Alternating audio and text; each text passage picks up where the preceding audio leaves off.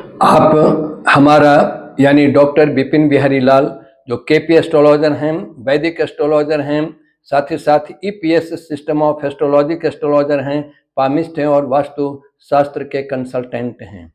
तो आप इनका हमारा सबसे पहले नमस्कार स्वीकार कीजिए, प्रणाम स्वीकार कीजिए। और आपको हमने इसके पहले यह बताया था मांगलिक कुंडली के बारे में, तो आज इसका और विस्तार रूप से चर्चा करते हैं। मांगलिक शब्द कहाँ से आया, मांगलिक दोष, या इसको जो है एक्चुअल में नॉर्थ इंडिया में मंगल दोष मानते हैं, मांगलिक दोष मानते हैं। साउथ इंडिया में इसको कुज दोष बोलते हैं, KUJ, कुज दोष, DOSH दोष। तो कुज दोष या मांगलिक दोष यह जो है कहाँ से आया और कैसे आया, तो यह जो है सबसे पहले पहल इस शब्द का जो है एक खोज हमारे केरल के एस्ट्रोलॉजर्स, केरल के जो ज्योतिषी विद्वान लोग थे उन्होंने किया। और खास करके जो किताब है, जो एक क्लासिक बुक है देव केरलम, तो इसके जो ऑथर हैं उन्होंने इस वर्ड को कॉइन किया कुज दोष।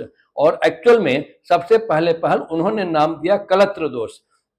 बाद में उन्होंने इसी को कुज दोष कहा। नॉर्थ इंडिया में इसको मंगलिक दोष या मंगल दोष के नाम से जानते हैं। यहाँ पर उन्होंने बताया कि अगर मंगल किसी भी जन्म कुंडली में मंगल जो है पहले घर में यानी लग्न में, दूसरे भाव में, चौथे भाव में, सातवें भाव में, आठवें भाव में या 12वें भाव में मंगल स्थित है, इन सब 6 भाव में से किसी एक भाव में, तो मांगलिक कुंडली जो है मांगलिक कही जाएगी, यानी कुंडली जो है मंगल दोष से प्रीत मानी जाएगी। यह जो है ऐसा है। लेकिन नॉर्थ इंडिया में इसको जो है दूसरे भाव को काउंट नहीं करते हैं, दूसरे भाव को कंसीडर नहीं करते हैं। वे कहते हैं कि मंगल जो है लग्न कुंडली में अगर लग्न में या चतुर्थ भाव में या सप्तम भाव में या अष्टम भाव में या द्वादश भाव में मंगल स्थित है, तब जो है कुंडली मांगलिक कही जाएगी। यह नॉर्थ इंडिया के एस्ट्रोलॉजर्स का ऐसा मानना है। तो लेकिन अब यहाँ पर यह सवाल उठता है, जैसा कि हमने पहले के कड़ी में बताया, पहले के सीरीज में जो हमारा अब चल रहा है, यह एक्चुअली पार्ट 2 है। तो इसमें जो है मंगल जो है देखिए 12 भाव में 6 भाव में, यानी पहला, दूसरा, चौथा, सातवां, आठवां और 12वां। तो 12 भाव में 6 भाव में से किसी में अगर मंगल स्थित है तो कुंडली मांगलिक हो जाएगी। इसका मतलब कि 50%, और उसमें भी है लग्न में से, चंद्र से काउंट कीजिए, शुक्र से काउंट कीजिए, तो इसका मतलब यह हो गया कि अधिकांश कुंडली यानी करीब करीब मोर देन 70%, 70% से ज्यादा कुंडलियां जो है मांगलिक दोष से पीड़ित मानी जाएगी। और केवल जो है 25-30% ही जो रह जाता है जहां पर कि कुंडली मांगलिक नहीं होगी। लेकिन यह एक ऐसी बात नहीं होती। अगर एक्चुअल स्थिति हम देखते हैं तो ऐसी सिचुएशन नहीं, ऐसी स्थिति नहीं बनती है। और इसका जो मांगलिक दोष का जो दुष्प्रभाव है उससे लोग सफर नहीं करते हैं, इसका परिणाम लोगों को भुगतना नहीं पड़ता है।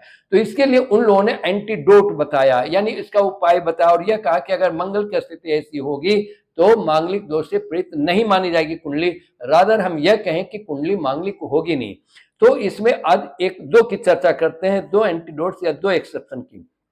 उनका कहना है ज्योतिष के विद्वानों का कि मंगल जो है यह 6 स्थानों में से जहां कहीं भी हो तो दिखता है कि कुंडली मांगलिक है। लेकिन मंगल अगर अपने ही घर में हो, यानी मंगल जो है, ठीक है, 6 घर जो हमने बताया, पहला, दूसरा, चौथा, सातवां, आठवां, 12वां, इसमें से कहीं भी मंगल है तो मांगलिक होगी, ऐसा दिखता है। लेकिन एक्चुअल में मंगल अगर अपने ही घर में हो, अपने ही राशि में हो, तो मंगल की राशि है मेष और दूसरा मंगल की राशि है वृश्चिक।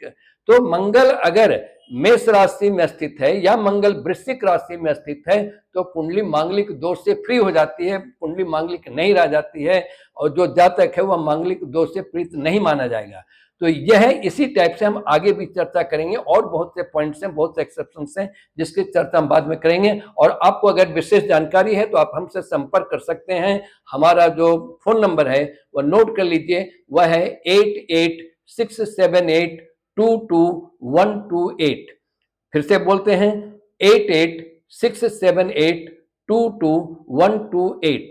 दूसरा नंबर है 9264236789।